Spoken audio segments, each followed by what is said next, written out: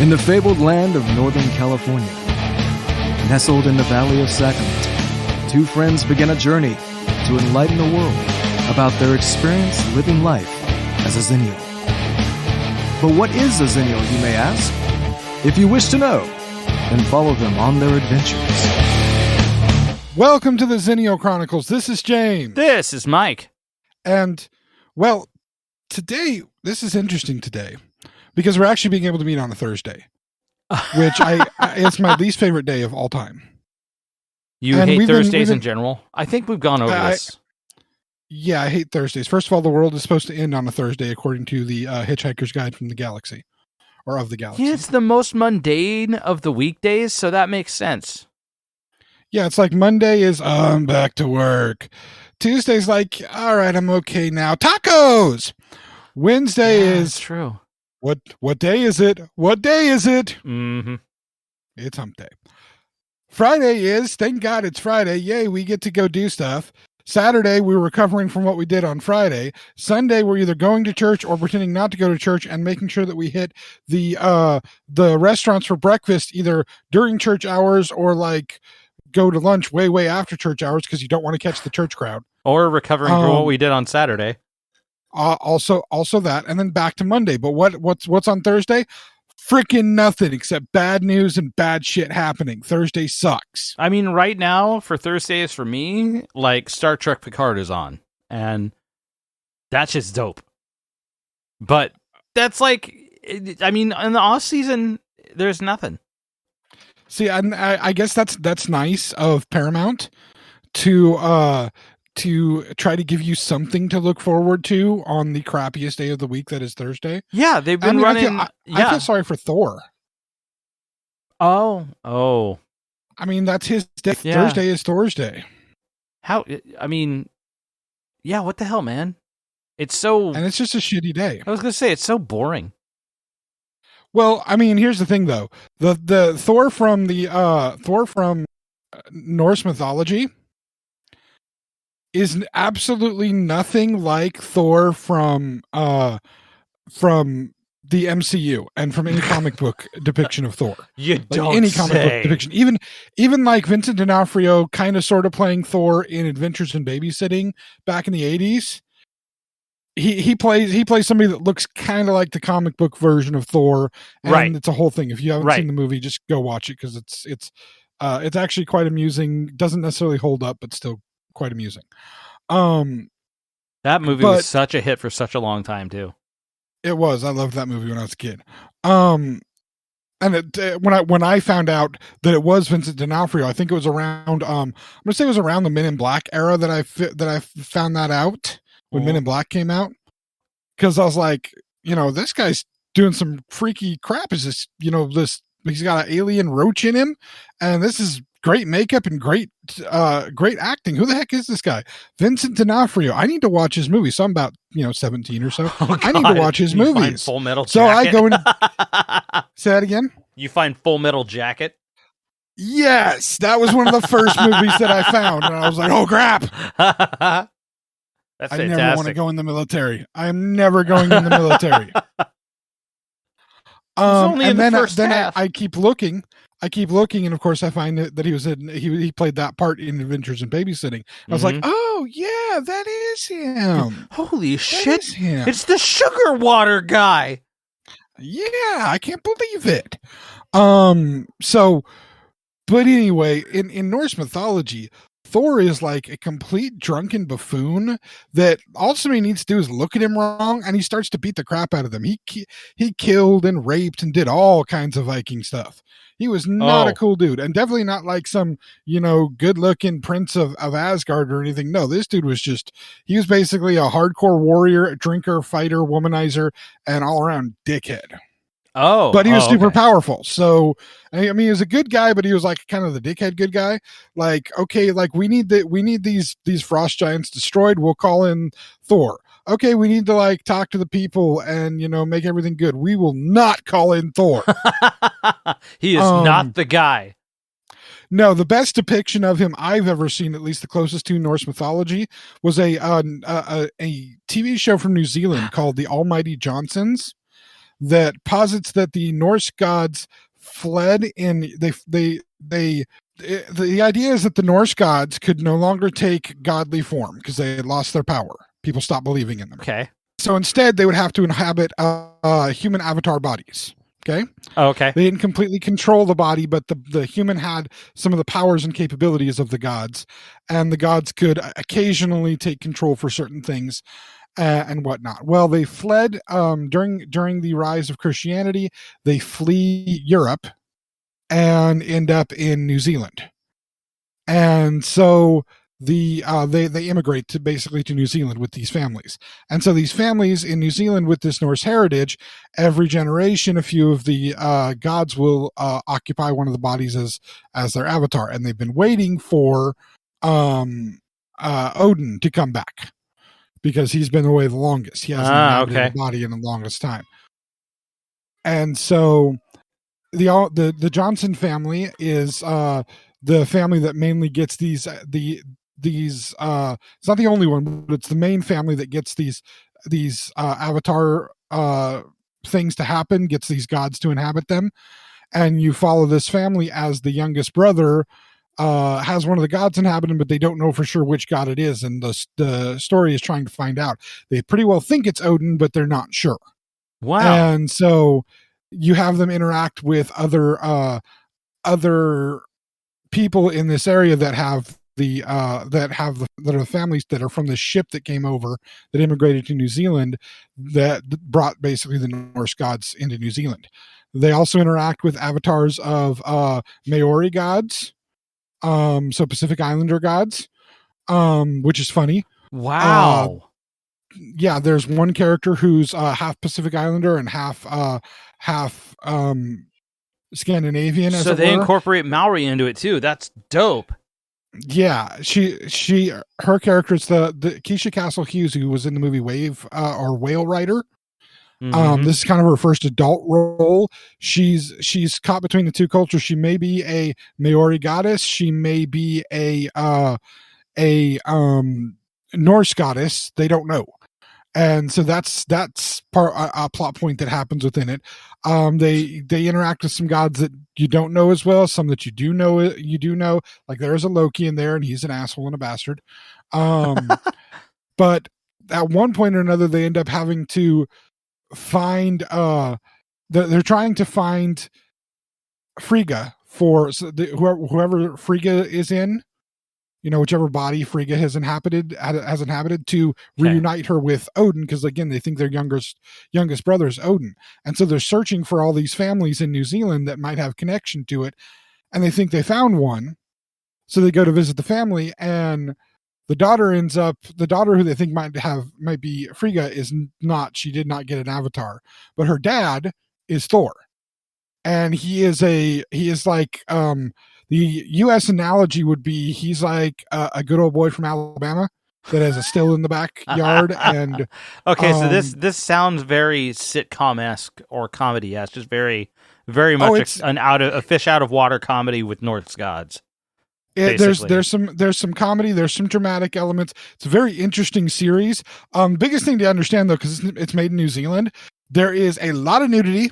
There is sex, and people are drinking beer constantly. Really? Like alcohol in general, they are drinking constantly. But yeah, there's boobs showing up all over the place, a little bit of bush, a lot of butt. Weird. And people having sex regularly, and tons of alcohol, beer, vodka, whatever. They're drinking all the time. Dude, are you okay? I'm sorry. The warning I understand entirely. But did you have to just be like boobs, bush, and butt like you're fucking 14 years old? That's the best way I can describe it. I'm sorry. It's I guess the reason I describe it that way is they literally handle it like it's a 14-year-old thing.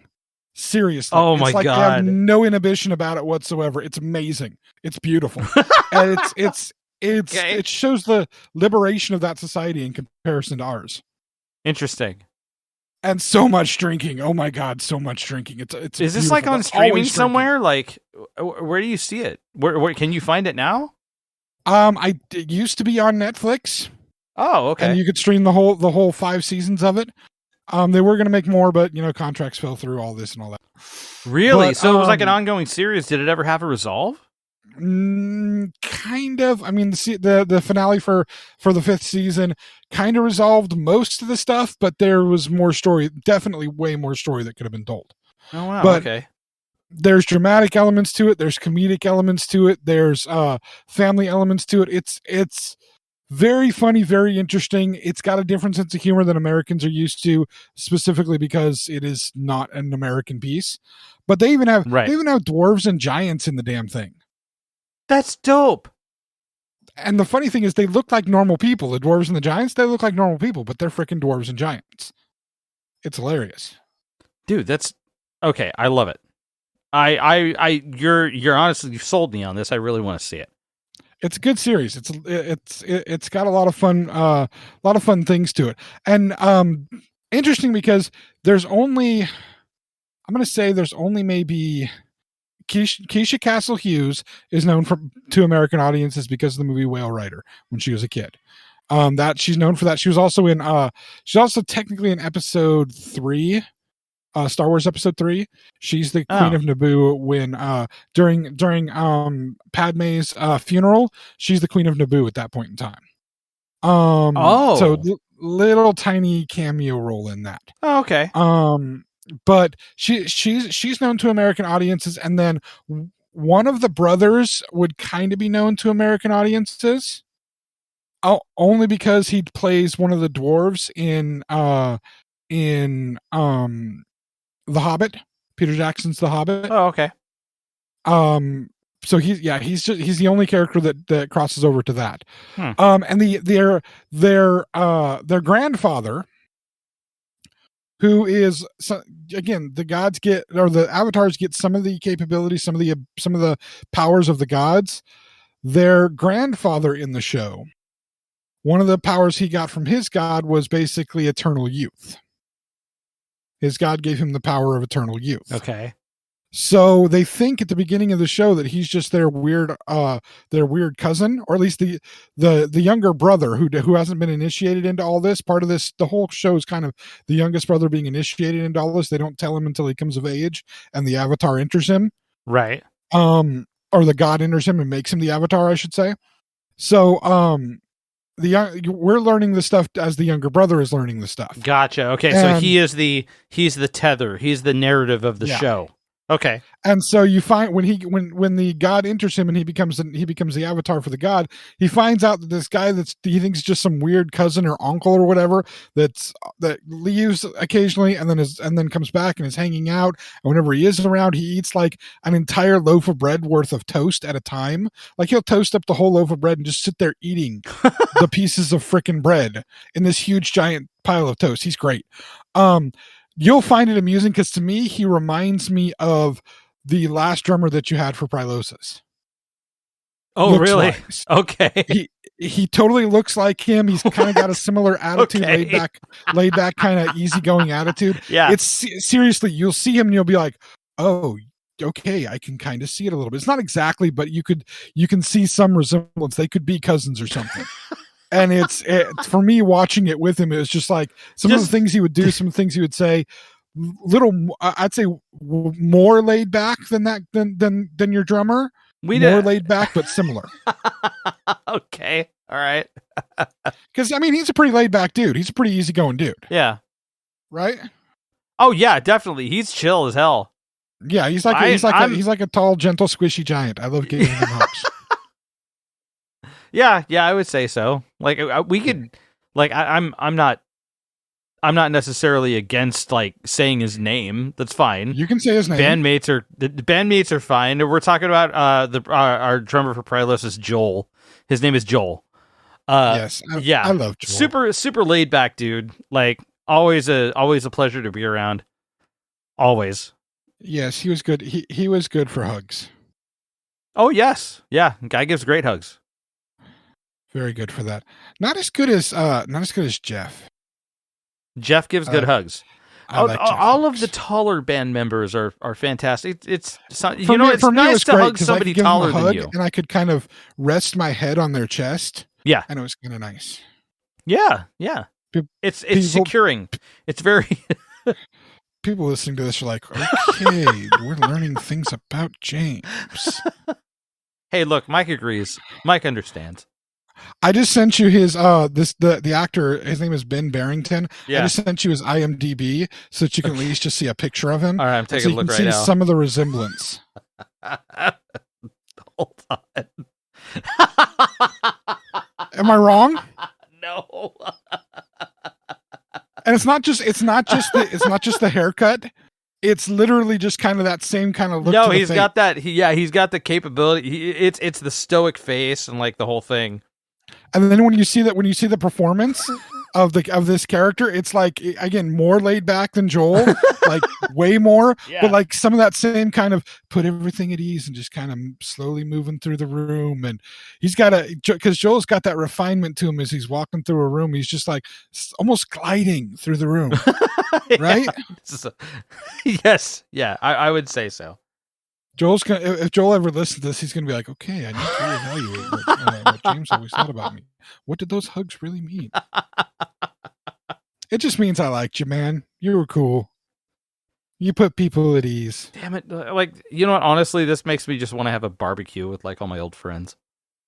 Or you could get the band together to do a performance and hang out. I mean, that might be a little tough. Joel actually lives out of town now, so that's gonna be a little difficult. I wouldn't want to like if the whole band is gonna get together, it's gonna be everybody. Yeah, I wouldn't. I don't want to miss. I don't want anybody to miss out. You know. No, and it wouldn't be the same if it's not everybody doing it together. So exactly. It's kind of like all or nothing for me. I mean, except for like one of your guitarists. What? He's kind of he could be. I mean. No, I'm kidding. I love him too. I was like, amazing. You got to be fucking kidding me. No, I love Carl. He's amazing.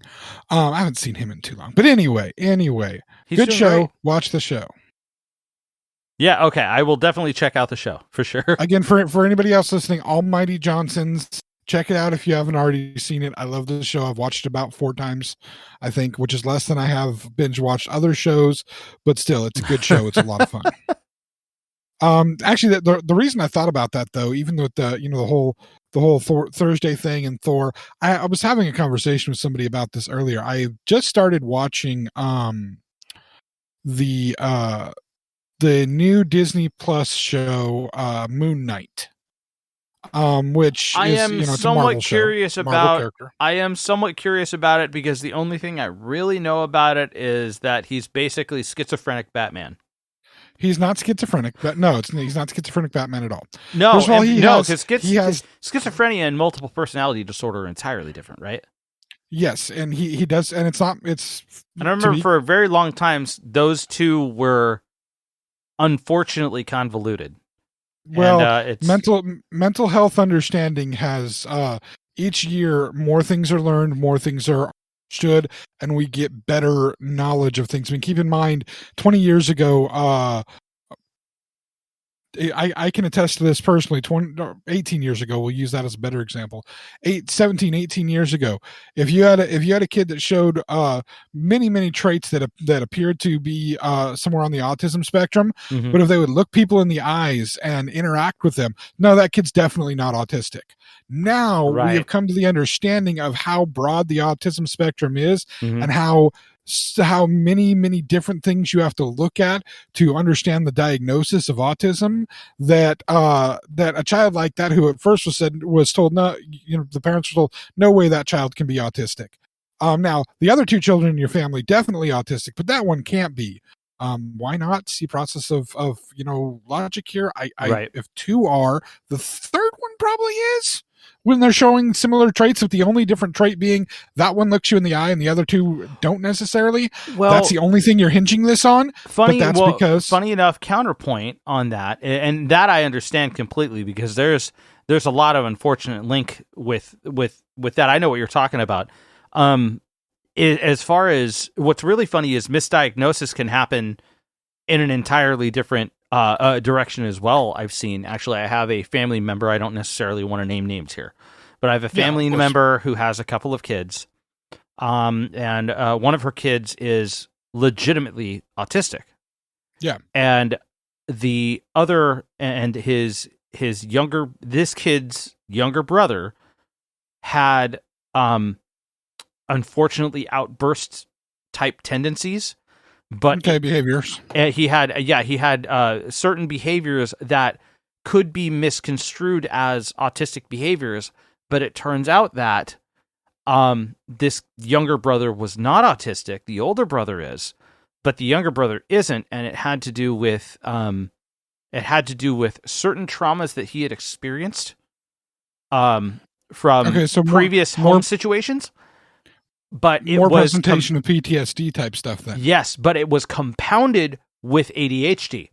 So he actually has ADHD, and it took 2 or 3 years before he was legitimately diagnosed with ADHD and trauma and not autism.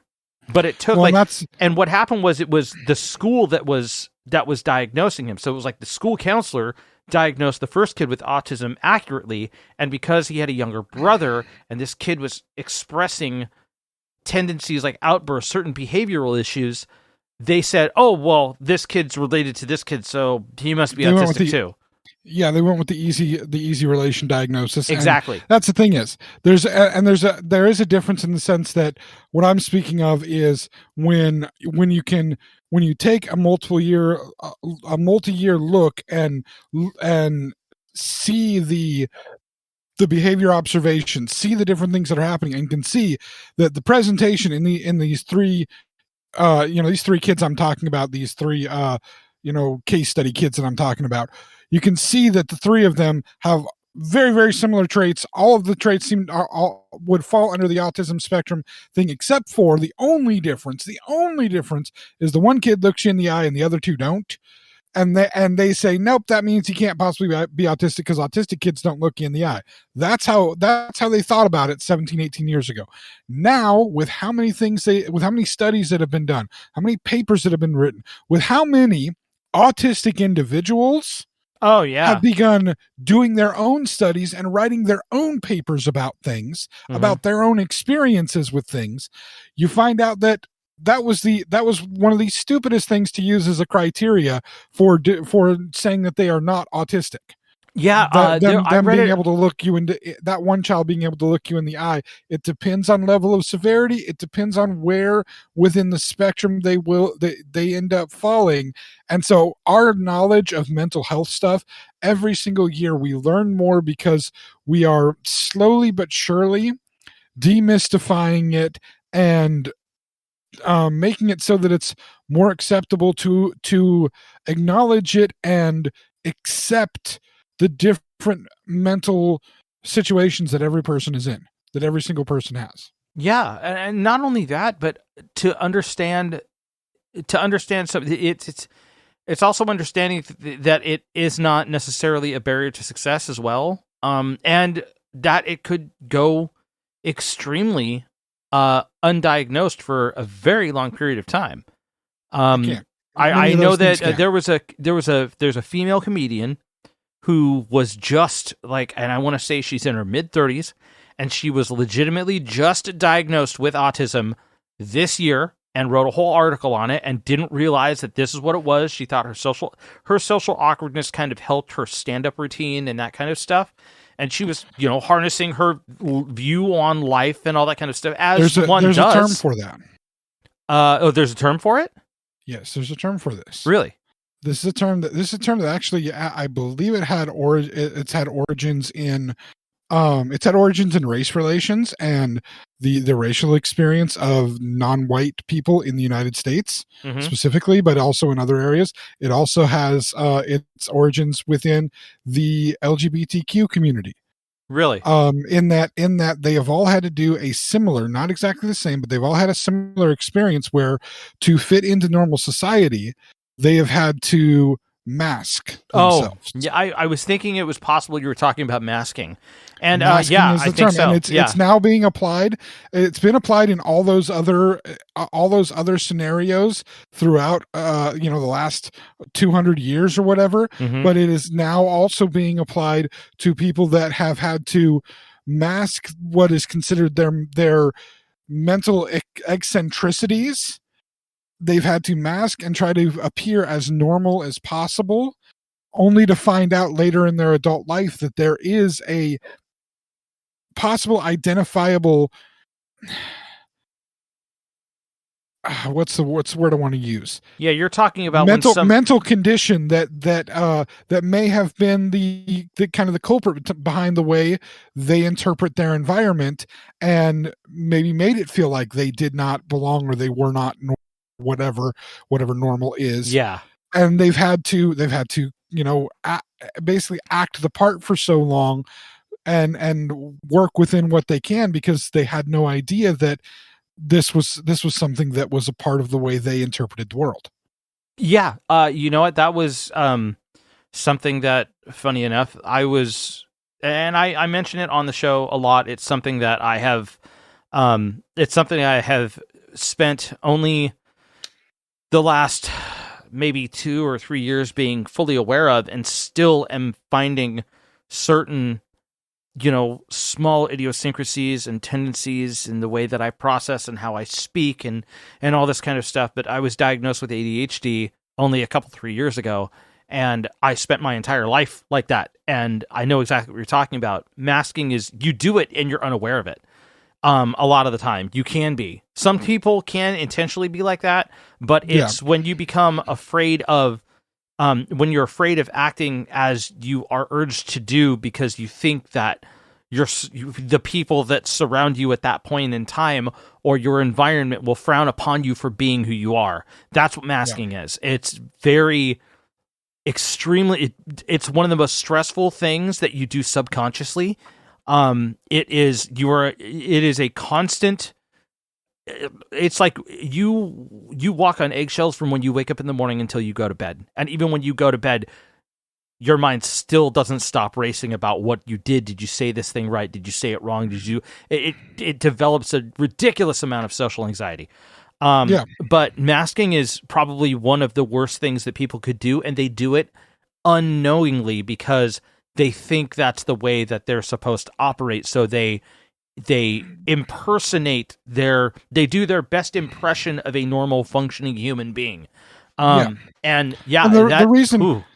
reason behind that is, of course, the fact that anything that anybody sees as a different or deviant physical or mental behavior from what they consider the quote unquote norm is frowned upon. You're ostracized for it, and so you're doing your best to try to fit in. And that's where I think, again, we're seeing more of an understanding, more of an acceptance. And we're not there yet, just like we're not there with racial acceptance, just like we're not there with LGBTQ acceptance. We're not there with any of these acceptances yet, but right. Just like all of the others, there have been some strides that are moving forward, and we are seeing still movement of that forward. We're still looking at the fact that very much like people of African American descent, many people that are arrested and or injured by police officers, regardless of their race, are people that are in some way, shape, or form dealing with some kind of a mental disorder. Oh yeah, yeah, definitely. And that's it. I mean, just huge proportions of that. And this is something that we're getting more awareness with. And part of the way that we get more awareness is by having portrayals of these characters in media and by having understanding of these characters within the media. Now, is Moon Knight doing that yet with the specific thing that it's working with? We'll see, because the character, as it is in the comics, and again, to combat, kind of bring it back to what we were talking about and combat kind of what you kind of guessed at as the point of it. Obviously, he's not schizophrenic. Yeah, I'm going to come out real quick and just say that I wholeheartedly apologize for that, because I misspoke on that terminology. Like, I knew that, and it just years and years of thinking that is associated with multiple personality disorder, and being told that and realizing that it's not true. Like, that was a complete mistake on my part. On my part. And to be honest, that's not the bad part of what you said, in my opinion. Not, because people of media or not media, but people's response to Moon Knight has been either, yes, a multiple personality Batman, or even schizophrenic Batman, which again, they're wrong with the schizophrenic thing. That's not the thing that gets me the most mad. That's not the thing I'm frustrated with. He is absolutely nothing like Batman. Okay, first of all, Moon Knight's not some rich dude whose parents were killed in an alley. Yeah, after people he came have been. out of a No. movie. Yeah, people have been shopping. People have been shopping this like over the last couple of years. I've only heard of this character over the last like maybe year or so, and I know he's been around for a lot longer than that. He's been around for a really long time. I remember 5 years ago, I was looking for we were in the process of trying to find this house that we moved into. We were trying to find houses during that time frame. Yeah. And the house I went to see right before this, there was an Air Force guy that was living in the house, and he was being deployed somewhere else, so he was moving, and he was showing me around the house for the landlord. Yeah. And I'm checking this house out. I'm looking at it, and I notice he's got some Star Wars paraphernalia. So we start talking Star Wars because, I mean, that's what I do when I see people with Star Wars stuff. Wow. He debuted in 1975. Yeah, he's been around for a long time. So let me get there. Yeah. Continue. So we're talking to this guy about Star Wars stuff. We're talking about I think it was right around Disney was doing the acquisition, so we're talking a little bit about that. No, Disney had already done the acquisition. It was after Disney's acquisition. So we're talking about that. We're talking about the Marvel stuff involved. And he's like, yeah, I just can't wait till they do something with Moon Knight. And I'm like, Moon Knight? Really? He's like, yeah, Moon Knight's literally my favorite comic book character. I'm like, I know of Moon Knight. He's one I know absolutely nothing about. And he didn't tell me a whole lot about Moon Knight during that conversation, but this guy was like, Moon Knight was his favorite dude, like 150%. Now that I know a little more about Moon Knight, I'm like, why was he your favorite? And you're working for the Air Force, and your job is flying Raptors, the drones. Are we sure we want this guy flying drones if he likes Moon Knight? But anyway, I've known of him since I got into comics in the 90s, but he was a peripheral comic figure for me that I knew a little bit about. Like Morbius, the movie that just came out with Jared Leto. Yeah. I knew a little bit about Morbius, but not a whole lot. By the way, I want to say I've heard from friends that I trust their opinion to at least some degree. If they one friend in particular, if he tells me a horror movie is good, I don't believe him because he lives and breathes and loves horror movies.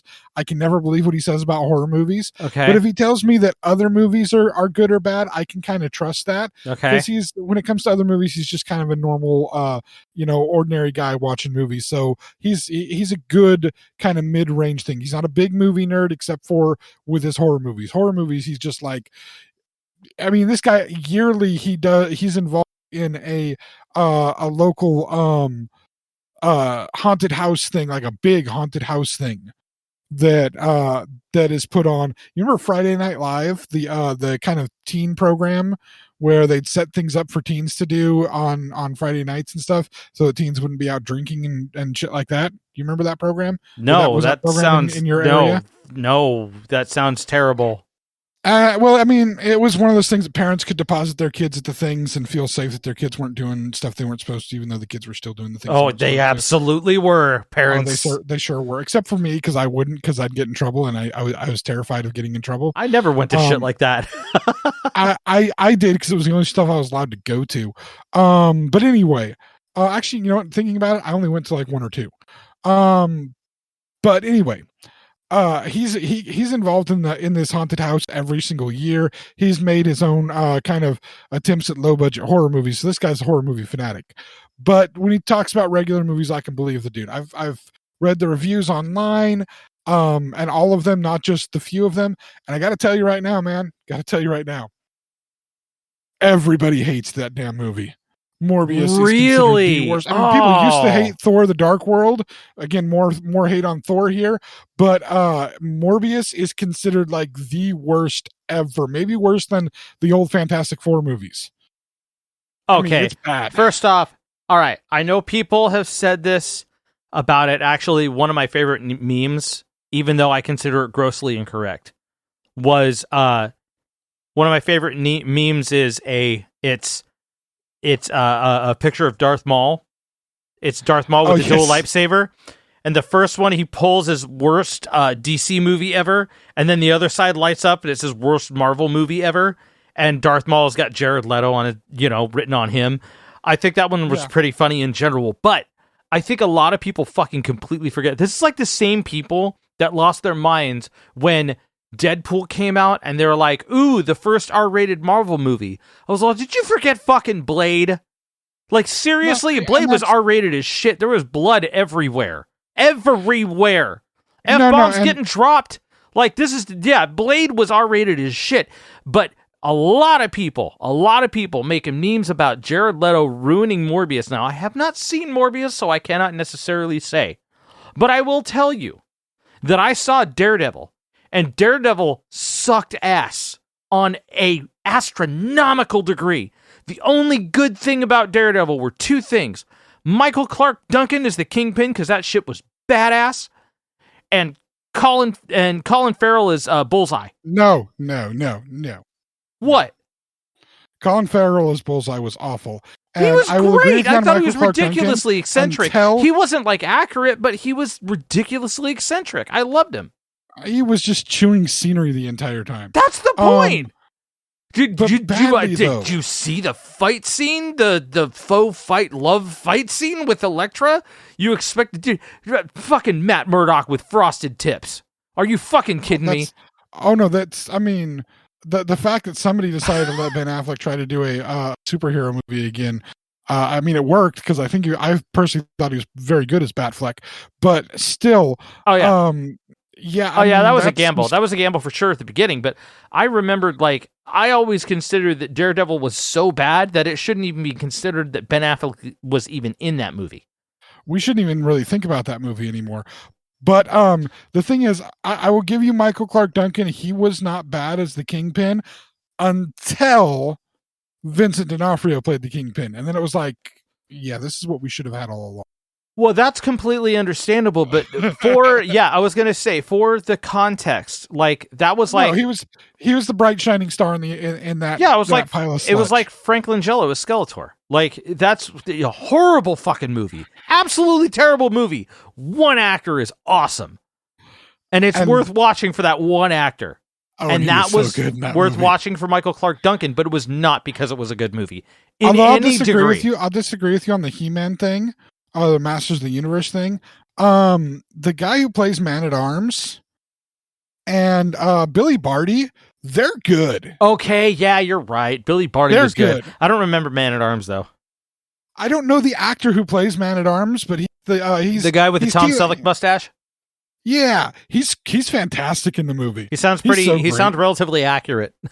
Yeah, he's just like I'm just a warrior. You got some food? You eat what you can. He's just like he's the solid thing of I'm here. I'll do. All right, yeah. He was pretty good. Fantastic in it. And I mean, Billy Barty was amazing. The bald guy from Back to the Future basically just plays his Back to the Future character again. Yeah. Instead of a principal and a Old West sheriff, he's a cop. No, he's a cop. Yeah, same dude. Yeah, but yeah, no. Frank Langella just owns the crap out of that. Yeah, despite his personal problems currently. But anyway, so which one's the worst movie, Masters of the Universe or Daredevil? Oh, I'm saying Daredevil. Okay. Now, again, as somebody that hasn't seen Morbius, I can't necessarily say. So I kind of want to see Morbius so that I can try to put this together. However, I mean, I'm gonna have to see it because Matt Smith is in it. Matt Smith was one of the doctors at one point or another, so I have to see it for him. Regardless of that, I'm gonna see it anyway because it's I'm going to see how connected it is to the actual MCU because I have not seen the Venom movies yet. And that's only because he was one of my favorite comic book characters. And I'm so terrified to watch the movies because I'm so terrified that I'm going to get mad at them. I think it's okay. I think the Venom movies in general, that's where I'm completely understanding of that because the Venom movies in general were they have to avoid they have to avoid so many of the things that make Venom, right? Yeah, I mean, and so especially the fact that he's only a villain to one person. He's literally only a villain to one person. To other people, he's basically a vigilante that goes after criminals and eats them, right, or kills them and then eats right. them. I mean, not great. He very much an anti-hero. Yeah, but Yeah. the only hero he's actually villainous towards, the only hero to hurt is Spider-Man. And that's because Eddie Brock hates Spider-Man and the symbiote hates Spider-Man. They both hate him. So they're like, well, we're gonna hate him together. And that's the only real person, real good guy he ever goes after. He doesn't care about any other good guys. The other good guys, like, just forget all them. You little skinny fucker, I'm gonna come after you. I don't like you. Neither one of us like you. We don't like you. It's not I. We don't like you. The delay in between skinny and fucker made that completely good. Yeah. But yeah, I'm scared because, again, I've always loved Venom as a character. He's one of the most badass looking characters. Just 2 colors, and he's still completely freaking badass. And but yeah. Anyway. Moon Knight. We keep getting away from Moon Knight. I've been hearing some. So I mean, okay, we're gonna take a break. Oh, okay. We're gonna take a break. We'll come back and actually discuss a little bit about Moon Knight. Sure. And where this conversation comes from. Also, I just want to point out that at one point or another on our Twitter feed, that meme that you love so much, James did one of those memes. Oh, really? It was on our Twitter and on our Facebook. I used the Darth Maul thing. You do? Did? I did use it. Oh, I've got to see that one. The first side of the lightsaber is knowledge of geek culture. Right? Knowledge of geek culture. That describes me, right? Yes. Right, yeah. The second side of it, knowledge of football. Oh, God. That shows how, multidimensional I am. It also shows how big my ego is. Anyway, we'll be back in just a moment. All right. Hey friends, this is Mike from the Xennial Chronicles reminding you to subscribe to our YouTube channel. You can also follow us on Twitter and Facebook at Xencron, spelled Xenchron, to keep up to date on all things TXC. And please check out our official website, theXennialChronicles.com, or if that's too much to type, Zencron.com. Thanks again for listening, and now, back to the show. And we're back, everybody. Okay. Oh, okay. Yeah. Sending this back to Moon Knight, because there was a point in all of this, and that had to do with there's a mythology point here, but Moon Knight is a good example of this, because Moon Knight, like you had mentioned earlier, Mike, you had mentioned that there was a Batman connection. This Batman connection has been made. Yeah, honestly, it's just I've been reading the general articles where the headlines are like, "Look, here's Marvel's Batman," and that's all I've seen, and that's all I know. Like, that's really it. Well, that's all that most people know about it, because that's what they see about it. Because they think Moon Knight, the Dark Knight, yada yada, whatever. Yeah, okay. It looks in and of itself like at root, it looks in and of itself like essentially a Batman ripoff. But however, I will state that both Marvel and DC have ripped each other off for decades. Oh yeah, they've done it for a while. However, is Moon Knight an exception to this rule, or is it not? Like, that's the real question.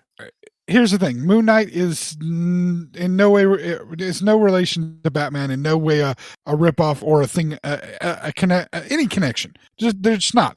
Mainly because, again, Batman. This is Wade Wilson kind of situation where it goes. No, it starts off bad and then it completely. Okay, all right. Wade and Slade. I like that. Let's just call it a Wade and Slade. I think it should be called that. Yeah. I don't know when that's the Submariner. That's a Wade and Slade, right? Yeah. Or is it the other way around? Well, is it? I think one is influenced by the other. So it's either Aquaman is influenced by Submariner or the other way around. I can't remember who came first. Again, doesn't really matter. So it's Aquaman. Doesn't really matter. No, guys, it's Seaman. What? Damn it, it's Seaman. Oh, you haven't seen that South Park episode, have you? I probably have. I think I know. I think it's Imagination Land, or no, it was supposed to be like their take on the Super Friends, and it was like Jesus and Buddha and Muhammad and something like that. And then they also have another character that's a ripoff of Aquaman, but they call him Seaman. Of course they do. Yeah, of course they do. Because that's the appropriate. Damn it, it's Seaman. Anyway, it's like the running joke of the episode is fantastic. So Batman, he's Bruce Wayne, right? Yes. I'm trying to away from the Aquaman talk and the semen talk. Okay. He's rich. His parents die. He has all these gadgets, the Batcave, this rogues gallery, all these different these things that make Batman Batman, right? Mm-hmm. What Batman does not have is he does not have, and this is funny, tying it into the Almighty Johnsons, which we were talking about before. He does not have an Egyptian god inhabiting his body, making him the avatar of that god. Okay, that sounds. Moon Knight. Hold on 1 second. Whoa, before you get too crazy into that, real quick. Like that sounds oddly specific. That's just like okay, let's take Batman and make him possessed by a god. Well, no, see, that's the thing is this isn't a guy. The guy that is Moon Knight. He's not some rich playboy. He doesn't have all of these. He has some skills, but he doesn't have all these gadgets. He doesn't have all this other stuff. He's just a guy that ends up being, because of circumstances and where he happens to be at the time, he ends up getting possessed by, he's in the comic books, he's dying, and he ends up being possessed and brought back to life by this ancient Egyptian god, who apparently somehow or another Egyptian gods do also exist in the Marvel universe, even though we have Eternals and Celestials and those other things. I don't remember exactly how it all works out. It doesn't matter for the conversation here. Okay. The conversation here is Moon Knight is basically the avatar of an Egyptian god, and he actually has a suit that will appear on him. It's a magical suit that protects him from harm. Okay. Heals him and makes him super powerful. Batman has none of those. So I mean, so because he's to say that okay. What? Well, I'm just looking at the Batman has suits. He has lots of suits. He does not have a magic suit. Okay, at least but I'm going regularly. to okay. So I'm doing some research here because point counterpoint, and I'm looking at his current abilities. And I'm reading these out as the list is on his Wikipedia page. Okay? For Moon Knight? Yes. His current abilities are, and I quote, expert detective, proficient in martial arts and armed combat, utilizes high-tech equipment, and also mystical visions. Now, he previously had, before this must have been retconned in some update, increased strength, speed, and endurance depending on the lunar cycle, which personally I think is awesome.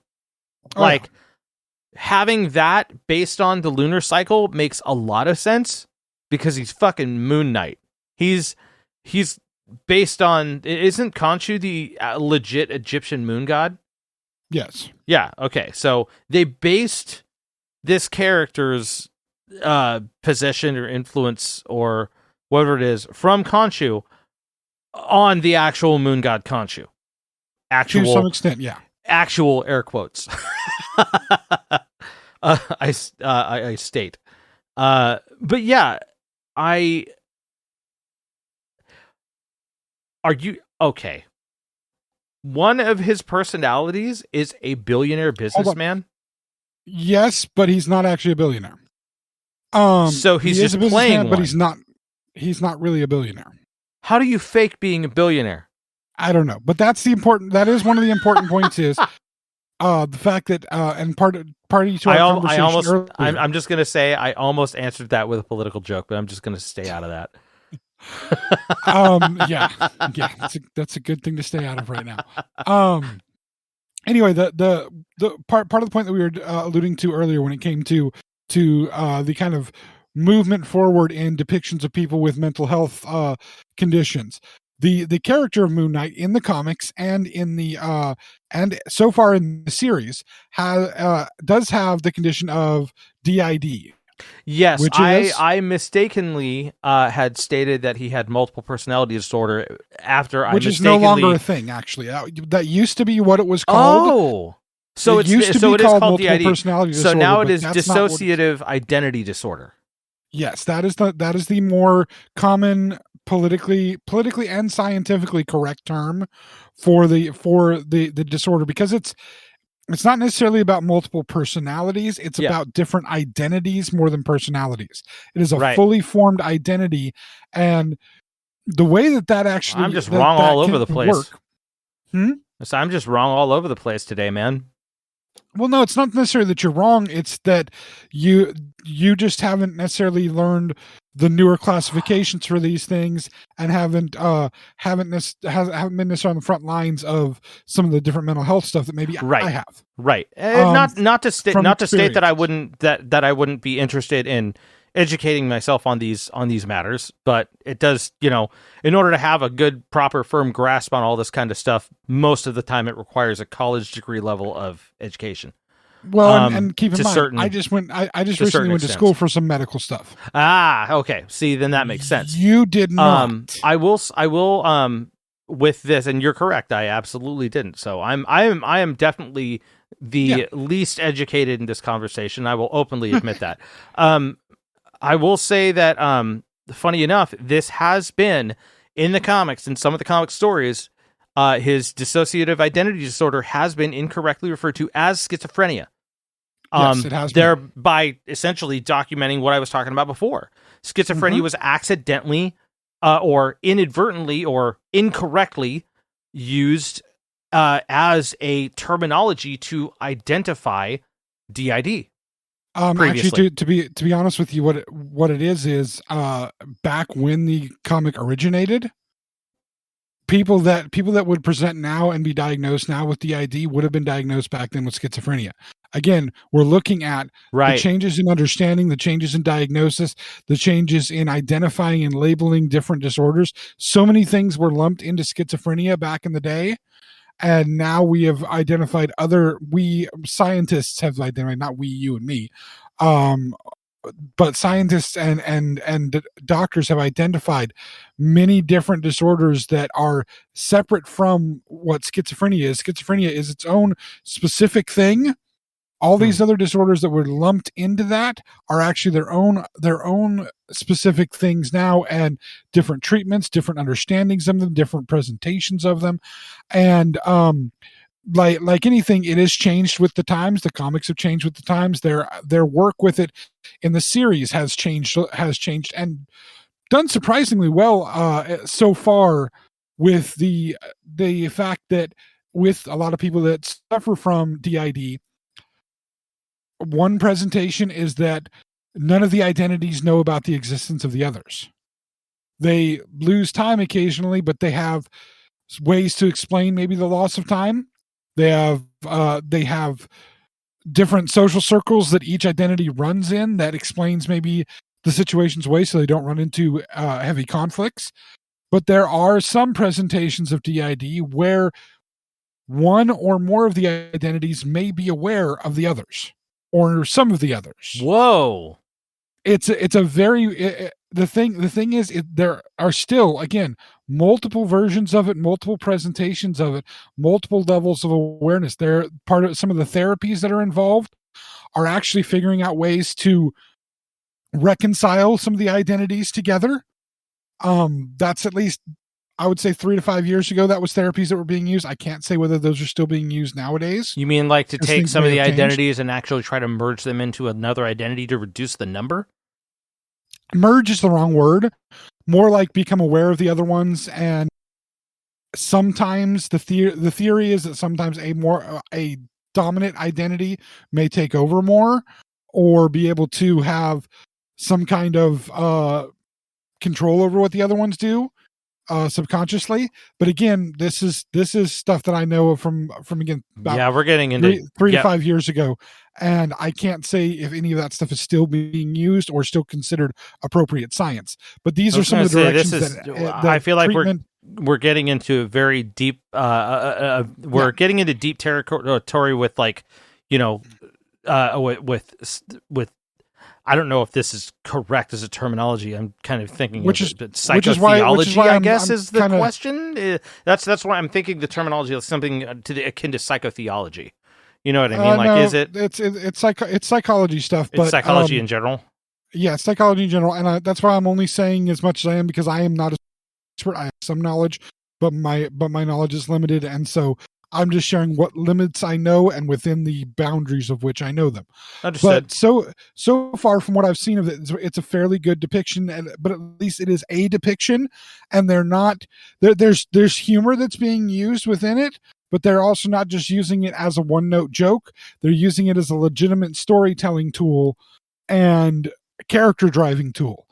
And in fact, by the third episode, they've done something really brilliant with it, which I don't want to give any spoilers away. I'm just saying, here's the thing, if you don't know entirely the character, you may have spoiled part of it for yourself by reading the Wikipedia, but that's okay. You don't have Disney Plus anyway, so you may not get a chance to see Moon Knight until it's already done and all the spoilers are out there. Yeah. But there's a specific thing about his DID that has not been revealed yet in the series, except unless you're able to connect the dots, unless you're somebody that kind of knows how filmmaking works and how they tell stories, Mm-hmm. and you can connect the dots into it. I'll reveal it to you after we're done with the show. Yeah, but it's a good show. It's a good show to watch. But watching it, there is one scene at one point where avatars of the other gods kind of come together. So you have a scene with Osiris and Horus and Hathor and Isis, which are these are all Egyptian gods, right? And I'm watching this scene, and I'm seeing confusion on the face of the person that I'm watching it with. Uh-huh. And this kind of and I'm wondering, what's the confusion? Why we're having the confusion? This person has no idea who these other Greek gods are. And I just keep thinking to myself, when did we stop teaching people various multiple theologies and multiple mythologies? When did we stop doing that? Why don't people know their Egyptian mythology and their Greek mythology and their Roman mythology? You watch a movie and like something comes up from a mythological thing. It's like, oh, we got to go find an expert in this mythology. It's like, why do you have to go find an expert? Thor is a good example. I spoke about his depictions in the Marvel movies, and then his depictions in the Almighty Johnsons. In the first Thor Marvel movie, he shows up, he says he's Thor, he talks about the Bifrost and all these things, and you have Stellan Skarsgård's character, who's the doctor in this, talking to Natalie Portman's character. They're scientists, not doctors. They're scientists. They're studying the stars and stuff. And he's like, these sound like stories I was told when I was a kid. Back in Norway, the stories of the Norse gods, and freaking Padme's sitting there with a dumb look on her face, like, what's the Norse gods? It's like you are an astrophysicist and you don't even know what the freaking Norse mythology is. You don't know who Thor is from Norse mythology. What the crap? Read more books than your freaking physics books. Seriously. You know what? If I may, I honestly feel like most of my education when it comes down to Greek and Norse and Roman mythology is honestly very, very light, and pretty much is provided to me by the media that I consumed when I was a kid. Like, I had very, very light, like, there was a very light touch on who was what god and did what during like world history. And that's where I got my diet of that, because, when Rome ended up taking over Greece and then like adapted their gods, and then, like Ares became Mars, and so on and so forth. Like, you've got those kinds of mergings that happened when the Romans essentially adapted all that kind of stuff when they took over Greece. But the ideas and like the in-depth education behind Greek, Roman, Egyptian, Norse, relative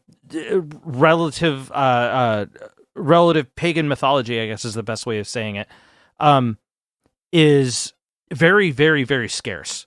I think in most people, especially probably, to be completely honest, younger than you, and I'm only a couple of years younger than you, I think they may have stopped doing that, like in the time between when you went to elementary school and when I did. No, see, here's the thing, and I presented it this way as kind of a little bit of trickery and a little bit of a cheat to try to maybe get a little bit of rile in you, because I know from previous conversations that your knowledge of those ancient mythologies are, existent, but not. No, it's light. It's very light. You, admittedly so. Yeah. Yeah. And I wanted to get that reaction out of you because it proves a point that I believed for a long time. I was really, really weird as a kid, and I studied all of these things, not in school, but for myself because I wanted to know about this stuff. So it still bothers me that people don't know about it, but I've come to realize that it's just because I was a stupid little bookworm. I wouldn't say stupid. I was an annoying little bookworm that wanted to know shit. No, you know what? Honestly, dude, you know what I ended up doing? Like, I ended up looking up shit like the history on the creation of like how Walt Disney did anime. I was big into like animation. I was big into certain types of world history. Like, I knew that, and this sounds like a common fact now, but I knew when I was like 4 years old that the dinosaurs died 65 million years ago. Like that was. Did you know when you were a kid that the T-Rex has actually lived closer in time frame to us than it did to the Stegosaurus? Yes, I did. Actually, that was one of the things that I had learned in some. Those were some of the books I picked up as a kid, and I'm talking like I'm 5-6 years old reading up on that stuff because that was super fascinating. Like I could have just as easily gone into archaeology or animation that I did than I versus music. Like that was really where I went into. I was just digesting the hell out of that. But to wit, you don't want to go into archaeology. What? You don't want to go into archaeology. Why not? Because you have to go to countries with dubious water supplies. That's the only reason? You don't want to go to other countries and have to drink the water with microbes in it that your body is not used to. It's just not pleasant. This is why. Are you speaking from experience? No, I speak from that's why I don't travel. Because I'm not. You don't travel because of the water? Hell yes. Like you don't travel like how far? Like Singapore or Texas? I would go to neither of those places ever. You should have picked a better state in the U.S., man. Like I have only one reason to go to Texas, and I can go to New Mexico and get the same thing. So I'll go to New Mexico before I go to Texas. That's Whataburger. If I can get a Whataburger, actually I can get one in Vegas. Like, what the they hell? have Whataburger in Vegas. Whataburger in Vegas? They don't have it out here in California yet? What the fuck, man? We're working on it. But no, actually, you speak of archaeologists. The most famous archaeologist of the time, even though he wasn't a real archaeologist, is obviously Indiana Jones. He's not a real person. He's just a character in a movie. Right. But he's still the most famous archaeologist ever. One of the most famous scenes from Raiders of the Lost Ark, the sword fight scene that didn't happen. Yeah. Yes. When the guy pulls the sword and he's swinging it around. Yeah, he shoots him. Gun and shoots him. Wasn't he like sick that day or something like that? Everybody was sick that day. Every single person in the cast was sick because they were filming in either Morocco or Tunisia. Every single one of them was sick. Every one of them had explosive diarrhea. He didn't want to do a sword fight, so he said, "Can I just shoot him?" And he does. There's scenes so in there was George sick too? No, Spielberg. I'm sorry, George. Spielberg. George wasn't there. No, this is the funny story. This is the funny story about it. George was not there, but Harrison Ford was sick. John Rhys Davies was sick. I forget what her name is who played Marion. She was sick. It was all sick, except for Steven Spielberg. Do you know why? Why? He had his own private water supply that he drank from, and the only thing he ate while he was there was canned SpaghettiOs. He did not eat any other food at all while he was there in Africa. So what you're saying is canned SpaghettiOs saved Indiana Jones? Basically, yes. Wow. But anyway. So he's fine, everybody else is sick, and he's just like, fine, just fucking shoot him. We'll take care of it. Yeah. And that was it? Like, he was just pissed that everybody was sick? He's like, I'm going to be over here with my private water and my SpaghettiOs. I'm sure when he went back to his hotel room at the end of the night and he was eating his SpaghettiOs, he's like, yeah, bitches, I'm so much smarter than all of you. I'm sure he was thinking that. He wouldn't say it out loud because at that time he was still a nice guy. He may still be a nice guy. I've never met Steven myself. If I ever do, I'd try to be polite to him because like he is Steven Spielberg. But bring him a can of SpaghettiOs. Hey, I heard you like these. Yes. Have you ever heard of Spam? Yes, exactly. No, actually, no. I would not bring him spam. No? Turkey spam, maybe, but not spam. Not regular spam? He's Jewish. Ah, turkey spam it is. Yeah. Wait. That's a question. Is spam in general kosher? No, because it's ham.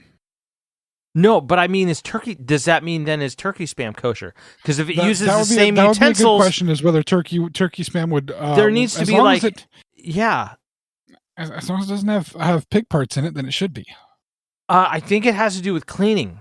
It's like a certain type of cleaning process that you have to use in order to use. Like that was, you know what? Actually, I found out recently. Like that's why Hydrox is still kind of on the market, is because even though Hydrox came first and Oreo came afterwards and like overtook the market, and that was honestly due to be completely honest, it was honestly due to shitty marketing on Hydrox's part. Well, Oreo uses beef fat in their right. They do. However, Hydrox is kosher, both kosher and vegan. Yes, exactly. So that's where Hydrox gets the market on that. They essentially get the Jewish and the vegan market as that cookie. That's why they're sustaining themselves. Also the Muslim market, because pork is not appropriate in Muslim cuisine either. Yes, exactly. It is considered an unclean animal. Mm-hmm. But anyway, we're far from. I was going to say, we were talking about Moon Knight like 10 minutes ago. So yes, people do watch Moon Knight. I'm not going to give you any other things for it other than it is not like Batman. Batman is not possessed by an Egyptian god. And while there are some similar skill sets in the modern incarnations of Moon Knight, I guess, in the comics, with the whole detective thing, still, Batman does not have a magical suit that deflects bullets and heals him. He may have one that deflects bullets, but it ain't magical. And he's not possessed, where Moon Knight is. And also, Batman has some mental issues he needs to work through, but he is not diagnosed as having DID. There is a difference between the two. Batman has a lot of mental issues he's got. I was going to say, he's got a ton of those, but DID is not one of them. Actually, it's really funny because I'm reading the end of this here in the, let's see, from what I'm looking at for this general description of the character. The character has been ranked by Wizard Magazine as the 149th greatest comic book character of all time, which, to be completely honest, there's like tons of comic book characters. So hitting 149 is pretty good. I'll give him that. But IGN, listen to this. IGN also listed Moon Knight as the 89th greatest comic book character, stating that Moon Knight is more or less the concept of what would happen if Batman were to have dissociative identity disorder. And I mean, he's also listed they also listed him as number 49 on their list of the top 50 Avengers. I mean, so I'm very curious about Moon Knight in general. Still, he may have, again, the skill set may be similar in so many instances, but again, we're dealing with somebody that is possessed by a freaking Egyptian god. He is an avatar of a god. Batman is not that. It's probably a good thing that Batman is not that. I was going to say, man, even without the DID, Batman ended up becoming a lantern at one point, so. That was scary. That was very, very scary. That is way too much damn power for Batman to have. No, he did, oh my gosh, he had, wasn't that, which lantern was he? He wasn't a Green Lantern, was he? Was he yellow? I don't remember. I can't remember. Oh, well. I love the fact, by the way, that the guy's alias, like his actual name, his regular name is Mark. Should I not state that? You can say Mark Spector. That's all I was going to say. That's all I was going to say is Mark Spector. Like the character's name. You're going to get that literally in the first 5 minutes that you watch the damn series. No, you're not actually. Are you kidding me? They don't give him that? No, I'm not. I'm not going to give any more background on this guy. Like, no more. Just enough from the general overview. I don't want to spoil it for anybody, but his actual name is a spoiler. I thought it was creative. No, his actual name. You get it in the first episode. Okay, but it's definitely not in the first 5 minutes. Wow. Okay. because it's not. It's something different. In the first, it's yeah. Okay. I'm gonna leave it at that. Watch I think it. that's a people. great spot to end on. So actually, no. I have a final note. I have a story for today. This is actually the one thing I was gonna. The one thing I planned to do on this podcast was to tell my funny story for the day. Oh, okay, And we yeah. totally went off the rails and did other things, which is fantastic. All I right, want to tell them a funny story. quick summary on the funny story. So, here's the deal. Today, I went to work in the morning. Good. As I do. Good. As one does. I knew that us in the workforce do. Yes. So I knew that today I was going to have an opportunity during my work day to get to a store. So I decided I was going to treat myself and buy myself some lunch at the store. Something nice. Something, other than taking, tuna salad and crackers to work for lunch. For the day. Yes. So I also, because I knew I was going to go to the store, I didn't want to bring my own coffee from home because I didn't want to carry around my really nice Darth Vader Tervis coffee mug through the store, shopping, because I knew shopping was going to happen in the morning. So I didn't want to carry that coffee mug throughout the store. So I was like, I'll just go without coffee. Well, I ended up being in town sooner than I expected because it's spring break week. And a good majority of the traffic apparently getting into town is parents taking their kids to school, and I'm trying to go to work in the morning. So I've last couple of days I've had a really quick ride in, and I wasn't sure if it was just a fluke or if it was this. And 4 days in a row, it's definitely the parents aren't clogging up the freeway with taking their kids to school, which is great. Except I ended up being like 15 minutes almost early for work. I like being 5 minutes early for work because that's comfortable for me. I have time to walk in, figure out what's going on. I like that. I don't like being exactly on time, but I don't like being too early. So I thought to myself, okay, I don't mind walking around with a paper cup of coffee, from a place getting coffee. I don't mind walking around with that in the store because when I'm done, I can just throw it away. Whereas if I'm taking my personal cup in the store, first of all, it looks a little weird. Second of all, I mean, honestly, could you imagine somebody walking in the store with their own personal cup of coffee? That just looks funny. Even if it's one with a lid on it, right? Right. That looks a little weird. So, and then you have to carry it when it's empty. It's like, no. Paper cup, though, from a place, that's no big deal. Because, again, you can just throw it out when you're done. It's fine. So I'm like, okay, maybe I'll stop and get a coffee. So I pulled into where there's a newer Starbucks because I have a gift card for Starbucks, and you know my hatred of Starbucks, Right. but at least I know they can make a fairly decent drip coffee for me, and it's okay. I don't have to get any of the fancy frou-frou. We're pretending that we're coffee drinks, but we're not really coffee drinks. We're just a crap ton of sugar. Okay. But the line, I get there and I see the line there, and I'm like, this line's going to be more time than what I'd be okay with getting to work. I don't know that I'll get to work on time trying to get through this line, especially with I see cars with multiple people in it. And I'm like, oh crap, they're going to order really complicated shit because they're at Starbucks. Pretentious bastards. All right, I'm leaving. So I pull out of the line. I go around to try to get back on the road to get towards work, and as I'm getting there, I see there's one of those little coffee shacks, right in this little parking lot area. Uh-huh. There's all these different, companies that do the coffee shack, and sometimes they make good coffee. I was like, I've not been to this one, so I'll pull into this coffee shack. I pull in behind the car that's sitting there. There's just one car sitting there. I'm like, this is enough time. I'm sure I'll be, they're not going to take too much time from me. And I'm looking over their menu, and I'm like, okay, they got a whole bunch of flavored stuff. I don't see a drip coffee, but they got an Americano. I could deal with that. They got a cappuccino. I could deal with that. Okay. It's one of the two. I'll either have an Americano or a cappuccino. Basically, there's just a difference in milk. Really, right?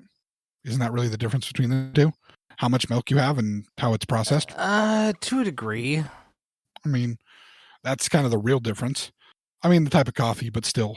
So I'm like, yeah, I'll get one of the two. I'll figure it out when I pull up. Whatever, just sticks in my brain. And I like either one. Yeah. So the other car pulls away. I pull up to this coffee shack, and I look inside the coffee shack. Now, we've talked about my new car, right? Yes. My new car being a Mini Cooper. Yes. So it's a small car, low to the ground. So I kind Okay. of have to look up into this coffee shack thing. I am sad that I was driving a small car. I wish I had been in a truck. Because as I look into this, coffee shack. Okay. I see this very attractive young lady staring back at me. And she is only wearing a bra. Huh. Yes, she has a bra on. Nothing else that I can see because I'm sitting really low. But I can see her stomach and her shoulders and all the other things that bras like to show. But she's just wearing a bra. And for a moment, I'm like, what the fuck did I stumble into? Looking for cameras around. What the heck is going on? Is this a prank? Am I being filmed? Yes. She just, how you doing today? What can I get for you? I'm like, just a cappuccino. Okay. Hot or cold? Hot. What size? The biggest size that you have? Okay. She starts, it'll be like, this much. Okay. I get my card handed out and I'm like, what the hell is going on? I see another person in there, another lady in there. Also, just a bra. But this one I see also is wearing the kind of the halter thing for stockings, right? Around her stomach. Okay. And it's sparkly and black. Weird. And I'm like, what the hell? And I can just barely, from my vantage point, and I don't want to sit up in my car and try to look because that would be a little creepy. But from my vantage point, I can see just barely the top of panties. What the hell? So I'm like, what's going on? I look at the sign. Have you ever heard of Bottoms Up Coffee? Oh Actually, my Bottoms God. Up That's where you're Espresso? at. Is that based there. out in Washington or something like that? They're in Washington, Yep, but they have I them know what here you're in talking California. about. Oh, okay. They're down here now? They are down here in California. I Holy looked at the shit. sign, I'm like, I saw it and I'm like, oh, and the light bulb clicked because I had seen, like an old person, I had seen on the news when people were complaining about the coffee place, and I'm like, oh, that's what this place is. Awesome. And so I get my coffee. I pay, give a little bit of a tip because I always give tips because I've worked in the service industry. It's always nice to give tips. And she asked, what are you doing today? I'm just heading to work. Like I said, she gives me my coffee. I noticed that she has a belly button ring, obviously, because I can see everything. And so I'm, just first thing that came to my head, oh, nice belly button ring. She goes, yeah, I got a butterfly one. It's kind of cute. I'm like, I bet it is cute. Well, you have a nice day. You too. Drove off and I'm like, all right. I'm in a conundrum now. I'm in a really big conundrum. First of all, I love the scenery. The scenery was nice.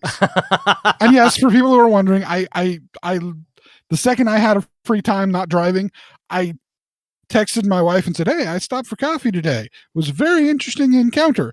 She's like, why? I said, have you ever heard of Bottoms Up Espresso? And she's like, oh my God, you went there? I'm like, I had no idea. It's located here. I just pulled in to grab some coffee and boy, I got an eyeful. She goes, I'll bet you did. I'm going to have to go there for coffee with you. I'm like, okay, I'm good with that.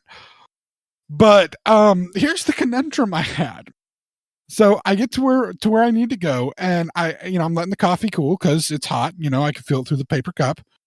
It's cool enough where I can try to take a sip of it. I take a sip, and I'm like, oh shit, because I ordered a cappuccino, right? Right.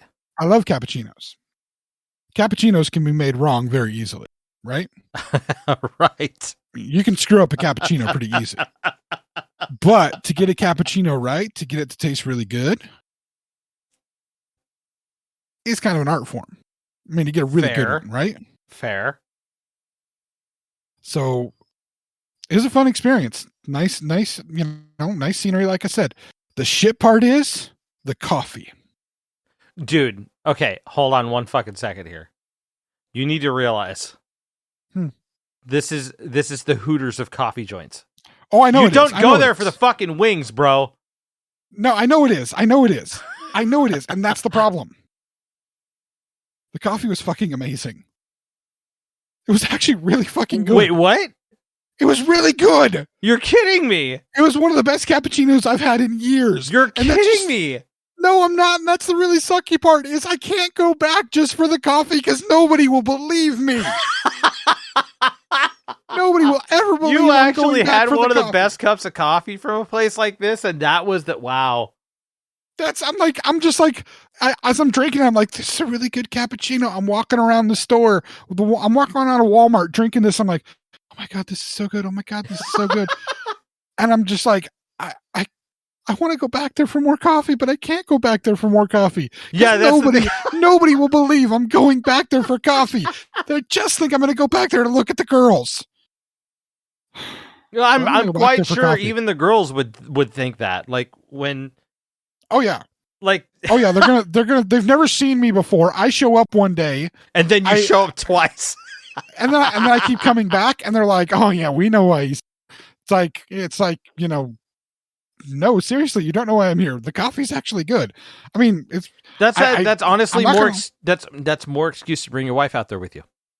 Well, I have other reasons to bring my wife out there with me, but right. But again, that's another. See, that's the thing. Is because the coffee's really good, but if you both go out there as a couple, that's a whole different experience, and that's a different interpretation. You know what I mean?